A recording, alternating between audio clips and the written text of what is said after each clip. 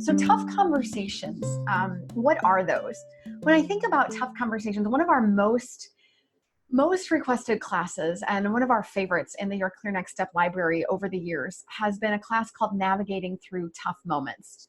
And Navigating Through Tough Moments is it's a class that helps us really get better at those tough moments. And then you stop and you go, well, what is a tough moment? Well, a tough moment is any moment that we are not primed to be our best. Any moment that you and I are going to engage in a conversation and we are not primed to be our best. Now, I got to tell you, my friends, right now, most of us are not primed to be our best. We've been experiencing something that feels like a crisis for several days.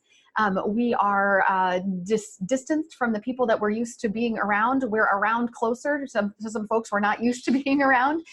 We have a fear about what's coming next. We have a fear for our health. We have our fear for the economy. We have a fear for our society and what's going on. And with all of these things and all these stressors going on, we are primed at this moment for all of our conversations to be tough moments. We're not primed to be our best. And so then I got to thinking about, okay, well, what are the conversations that are triggers? What are the conversations that might be really tough? Maybe the refrigerator repair guy who shows up and seriously needs to not touch extra stuff in the house right now because we're trying so hard to social distance. Maybe it's your parents. Maybe your parents or your grandparents are aging and you need to get them to seriously stay home. Maybe it's your teenager. Maybe you need to have a conversation with a teenager who is still absolutely sure that everyone else gets to go hang out with their friends except her. Maybe you have a conversation that you have to have with a vendor or a business partner or a lender or a creditor, or maybe it's a customer asking for some grace. Maybe someone's asking for money. No, none of us like to talk about money. And so asking for refunds or asking for grace or asking for a discount right now, or knowing that finances are going to be tight a lot of places, that's a tough conversation. What about those conversations with the people in your house who just did that minorly annoying thing that doesn't usually make you lose your cool, but might make you lose your cool right now? What about the friend on Facebook who just posted something you disagree with? Or what about the tough conversation with your boss who just asked you to do something, but their instructions were unclear or the task feels unreasonable? All of these have the potential to be tough moments. All of these have the potential to be difficult conversations. So for just a couple of minutes, I want to give us some tips. And you can get a whole lot more than this out of our classes on this topic. But I want to focus on a couple of tips that really matter right here and right now in the heart of where we are in this disrupted space. The first one is make sure you know your why. So if you want 5 steps on how to navigate through these tough moments, the first one is to make sure you know your why.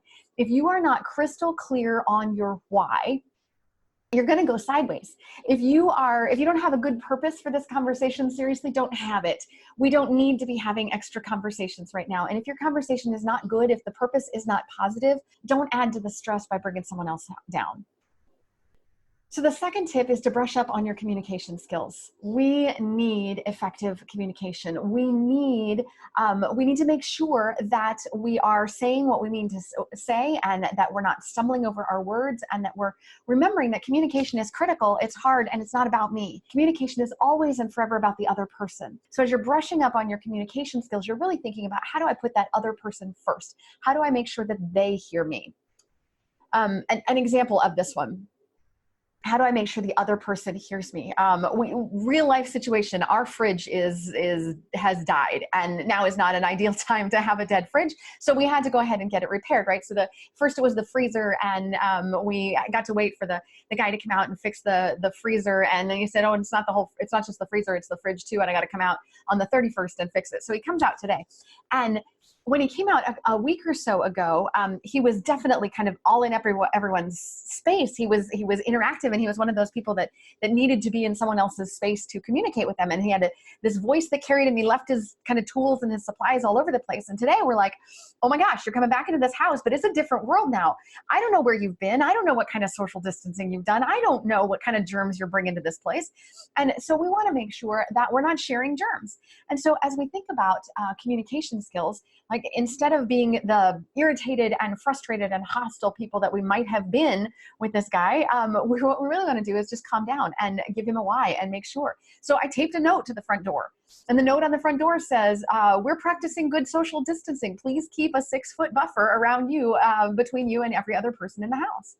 And so then that teed up the conversation. So our effective communications were there. We got the message through succinctly and clearly, and then we could have a reasonable, rational conversation about it. It's for a good reason that we're doing this.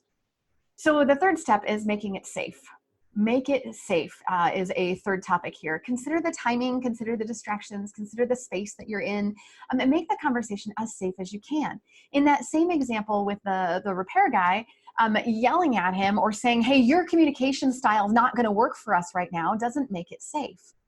Making it safe is finding a way to talk about something that we have in common, talking about our common purpose, to make sure that we're not escalated, to make sure that our blood pressure is not up when we're having the conversation.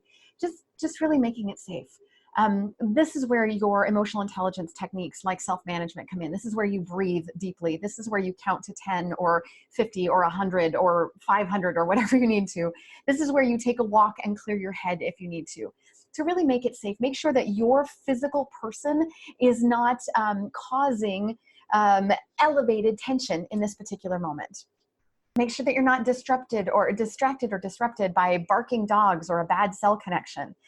Really think about those kinds of things and make it safe. A next step here is find common purpose. So step 4 in this sort of shortened, abbreviated version of navigating through tough moments, specifically right now, we need to find common purpose. If the other person that you're talking to agrees on your why, if the other person agrees on your why, if you have a why and they agree that that why is valuable, we have a better chance of reaching a positive conclusion. Here's the why I'm asking this. Maybe I'm asking you to do something that's hard, or maybe I'm asking you to do something that's outside your norm, or maybe I'm telling you something that's uncomfortable for you.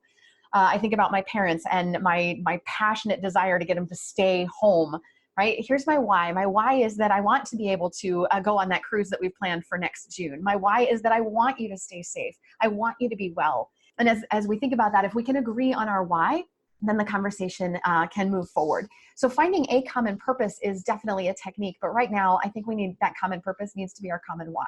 Make sure we're on the same space as that. And then the last one is be candid. I think there is definitely a need for us in this moment to own our own truth, to own the message. I think now is not a great time for sugarcoating or beating around the bush. And for those of us, I see lots of familiar faces on the call here from Iowa, and we are Iowa nice, and I love being Iowa nice. And while we can still be Iowa nice, we need to be truthful. We need to be candid. I need to own what I need to own. I need to ask you for what I need to ask you. I just need to be candid about what it is that we need. I was in a conversation with a vendor partner, and we were talking about the pain that everyone's experiencing right now around sort of discounts and who's going to be able to pay and what bills are going to be late, and small businesses are struggling through this. And one of the things that she said that was really interesting to me, she said, well, I'm asking everyone who's coming to me and asking for discounts or delayed or deferred payments, I'm asking them, what's the number? What's the number you're thinking of? And she said, what I'm finding right now is when people are being willing to be candid, some people are asking for $100 discount. Some people are asking for $500. Some people are asking for 45 days. She said, when we can just get candid and be specific about what it is we need from each other, it turns out we get to the rest of the conversation a lot more easily. We don't have to beat around the bush, and we don't have to be afraid of each other. We just have the conversation. So being candid, I think, is one of those things to help us with tough moments. So these are some of my tips. It's navigating through these tough conversations and tough moments right here. Hopefully you got some useful tips out of this. This is not exactly the same as our Navigating Through Tough Moments curriculum. So if you're ever interested in that class, by all means, you will not hear a whole lot of repetition, but you'll hear some key points that I believe are true. But right now, I hope that these are useful to you.